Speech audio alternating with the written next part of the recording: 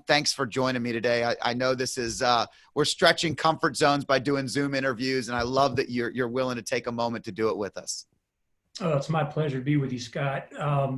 Basically, I was born and raised in the Northeast in New Jersey, and after graduating from college, I had the opportunity to move to Georgia to work with my uncle at Merrill Lynch in an apprentice program, and he and I joined forces back in 1991, and under his tutelage, I really just learned the way things needed to be done in the business from a lot of different perspectives. But it was interesting when I did move here. I was 22 years old and I was seen as an outsider in the South. And now my family is here. My children have been born here, and I've been here more in the South than I was in the North. So I'm kind of a Southerner now. Yeah, you've embraced the lifestyle. I see the cows behind you. Tell me about the pictures that I'm looking at behind you. Well, jokingly with my mother, she laughed when I bought a 70-acre piece of property about 7 years ago, and never owned property, always lived in a home in a subdivision. And it was an opportunity just to buy a piece of property that was distressed. And when we ultimately got it all cleaned up, we've turned it into a working farm. And so we have cows and horses and chickens, and just feeling my way through what it takes to be a farmer, and just really enjoy it because it's a way to walk away from the desk here and put on some different work clothes and get out and get exercise and just be outside and be working on the farm. Yeah. It really allows you to have that grounding. I just spent a week in the mountains just to get away, and we fished on a pond. It was 33 acres, beautiful place. And just being outside and having the peace and quiet and tranquility that provides. Honestly, there's a lot of analogies, I think, to farming and what we do for a living, really just helping clients in a way that takes their portfolios and their financial objectives and pulls together all of that and really helps them to reap the rewards that they've worked so hard for by guiding them and coaching them. And you've done that since 1991 with your uncle. And so you started at 22. I too started in my early 20s. So I can understand the similarities. So almost 30 years of doing what you do for a living. What are some of your roles with your company? What are the things that you love doing most in your company? And what are the things that maybe you do that is a little different from your other teammates? Because I know you guys operate as a team.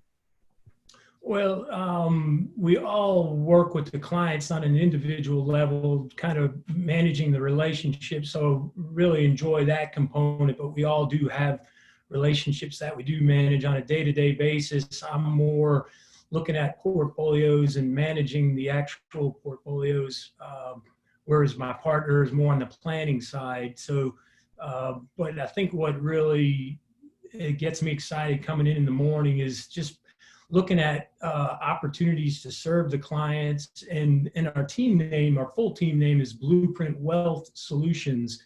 And we felt like solutions had to be part of the name because we really felt like we're here to provide solutions for needs that our clients bring to us in whatever area, obviously in wealth management. But interestingly enough, we're always helping our clients either find a new tax person or find a new attorney or help them sell a piece of land or connect them with a buyer of something else. So we're here to really provide solutions to the needs that our clients have. So that's what makes it real enjoyable.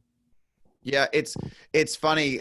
Many years ago, they always tell you have to have an elevator pitch, right? In our industry, you have to have something that you say when you're in an elevator. And I did a presentation for 50 advisors at my former company, and I asked them what makes them different.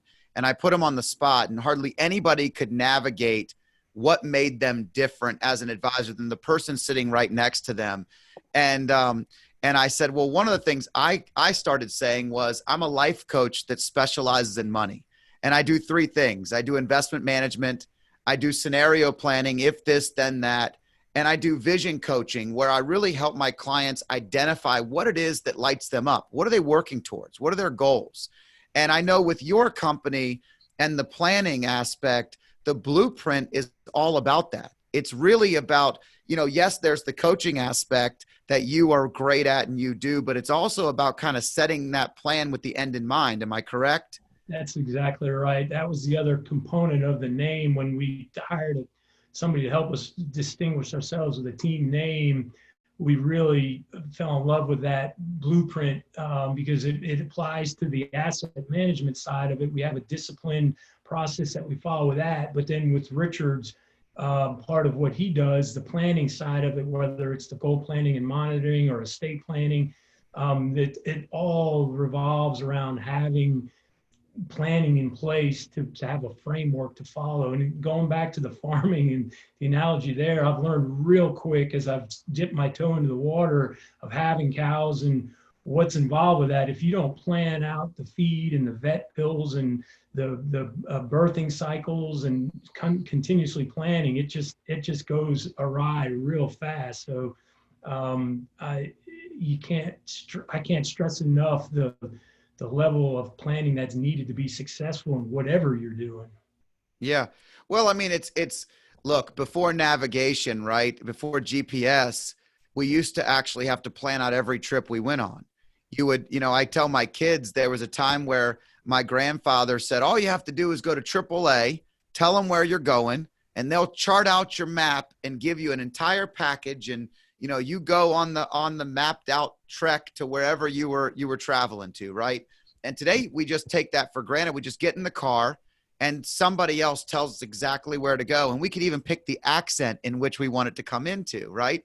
And, but the planning aspect, taking time to really navigate what it is that you want, what it is that you're aiming for so that you can chart the right course and then have accountability along the way is really, sometimes a lost art, but something that you and your team specialize in. That's correct. The thing that I recognize through the various crises that we've come through, whether it was the Great Recession or whether it was this COVID situation we're going through, the behavioral coaching component of what we brought to the table and steering people back to what we had planned out and what was in place and making sure that we don't do the wrong thing at the wrong time is one of the biggest values that we bring to the table. Yeah. We're really advocates, and it's an honor when you do hit tough times as a country, as an economy, as, a town or community, whatever it may be. It's an honor. I know that we get to serve people, and, you have this, servant leader mentality. I saw that in the first day that we met and kind of your vision for your company. Tell us a little bit about the way you do business and what that servant leadership role really means to you. Well,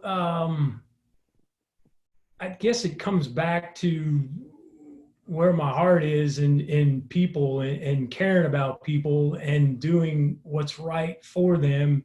And that was part of what my uncle taught me. Very simple premise. If you just take care of the client, everything works out. If you put yourself last in the equation and do what's right, and you're working with partners that are ethical and we have a concept that is well thought out, putting yourself last in the equation and serving your partners, your other teammates, and then your clients, you can go home at night and put your head on the pillow knowing that what you're doing is doing it right. And ultimately, I think you're rewarded in a great way. I've experienced it, and there's no doubt in my mind that that's the successful formula. So after a pretty successful career that your uncle had, and obviously almost 30 years now, is there anything in those early years you remember your uncle teaching you besides that point? I mean, anything that stands out to you as a lesson or something he used to say all the time that you kind of go back to today? Well,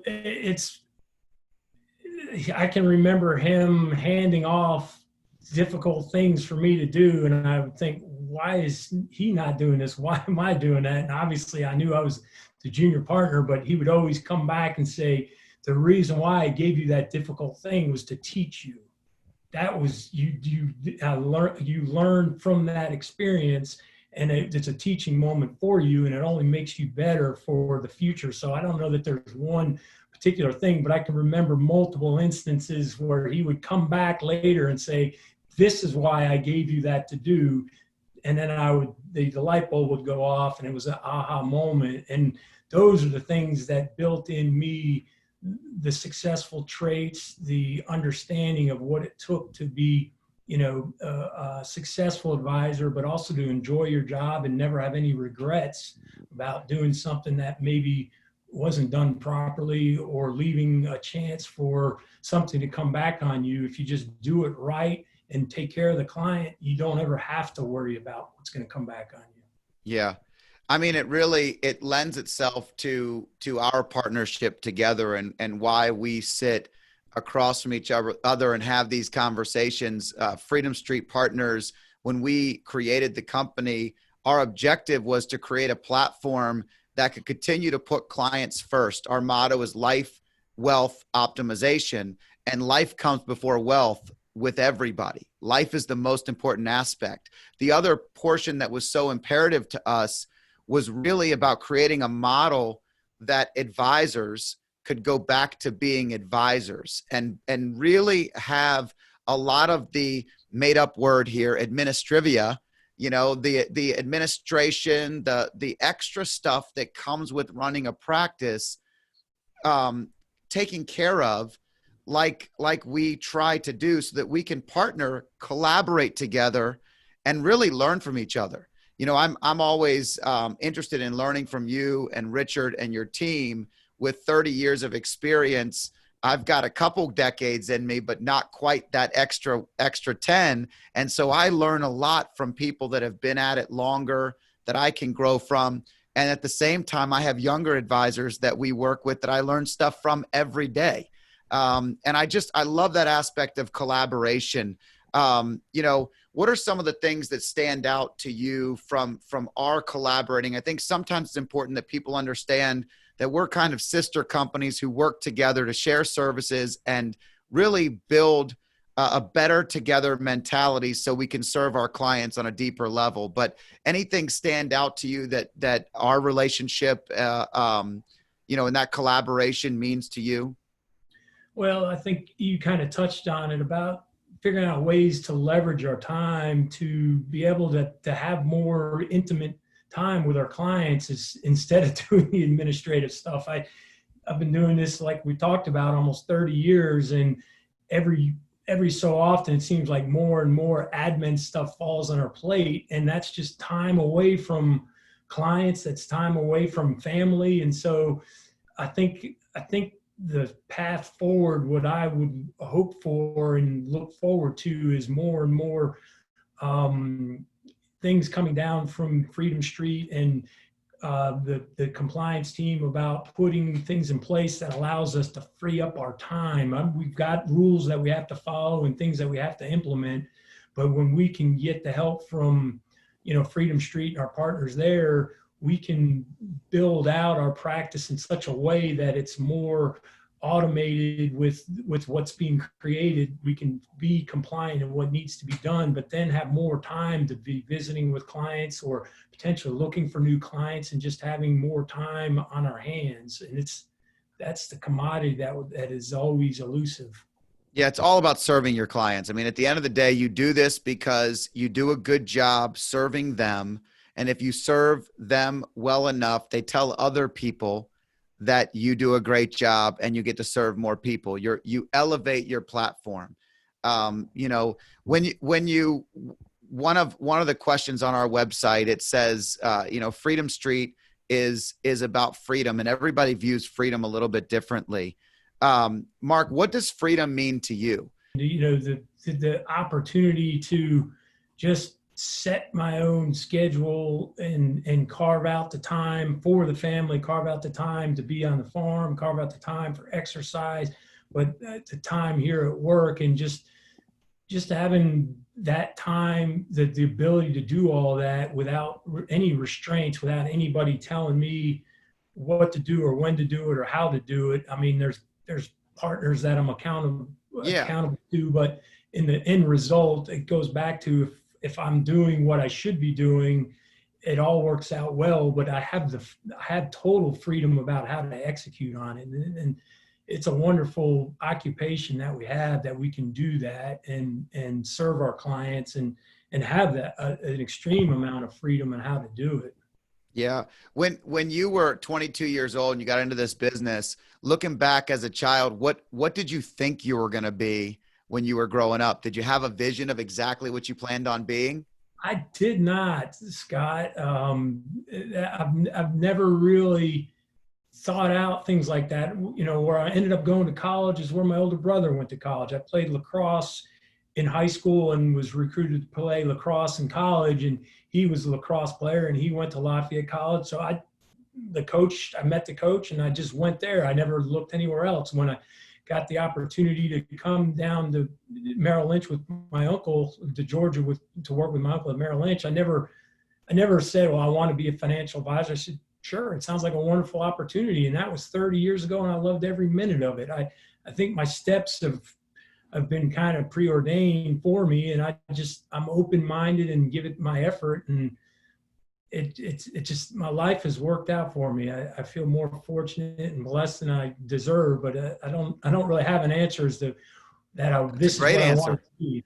I think that's a great answer. I mean, ultimately, I'm often intrigued to see how people ended up in this profession. A lot of them ended up in this profession and they were led to this by lots of different reasons. And speaking with Richard earlier today, you know, his eyesight wasn't good enough. And so he had to find something else to do instead of being a pilot.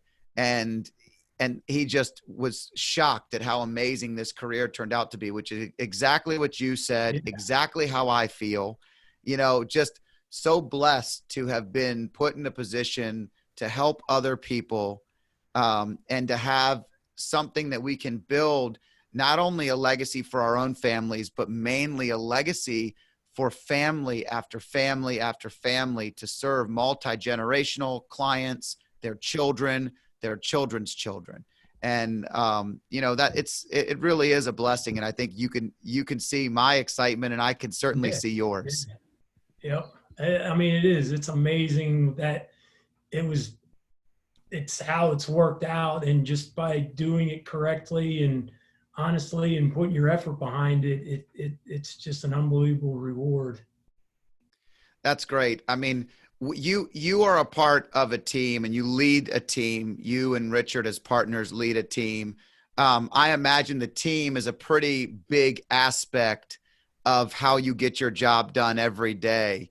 Can you just talk a little bit about your team and just, you know, the things that stand out to you as really being helpful in succeeding on behalf of your clients? Well, just unbelievably fortunate that our lead administrative person, Rachel Smith, she has a servant's heart. We were talking the other day, just jokingly, about wearing a mask in this COVID situation. And she said, I'm a people pleaser. I don't necessarily want to wear a mask. I don't know whether it works or not, but I'm going to wear a mask because that's pleases people. And so that, having her as our administrative assistant, all she wants to do is make sure that she takes care of the client.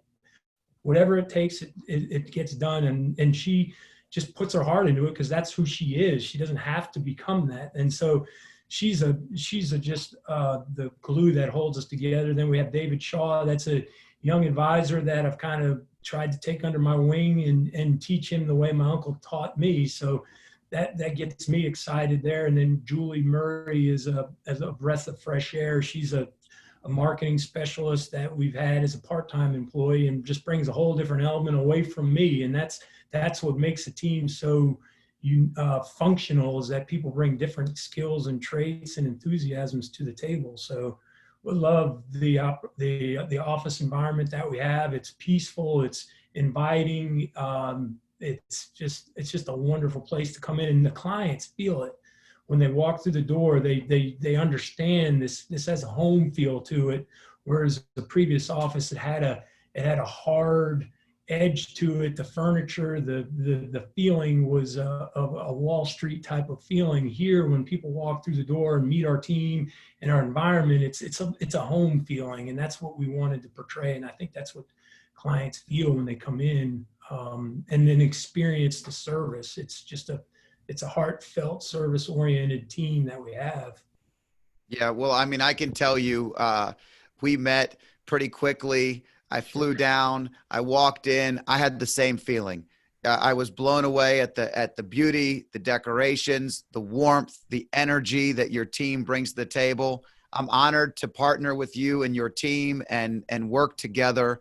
I'm very thankful and grateful that we can bring and highlight more of the advisors we work with on a day-to-day basis to our followers and people that are out there checking us out and checking your team out, and really understanding today is so different than when we both started in the industry, where people really want to know and understand a little bit more about us and kind of take you for a test drive prior to just walking in and doing business with you. And so the benefit to these types of interviews, they stretch our comfort zone. They're a little bit different. But I think you did an amazing job. I'm thankful and grateful again for you joining me. And I look forward to seeing us do more of these things in the future. Mark, thanks so much for joining me. And if there's anything that you needed to add, feel free to do so. No, I enjoyed the conversation, Scott, and I look forward to opportunity to do it again. Awesome. Thank you so much.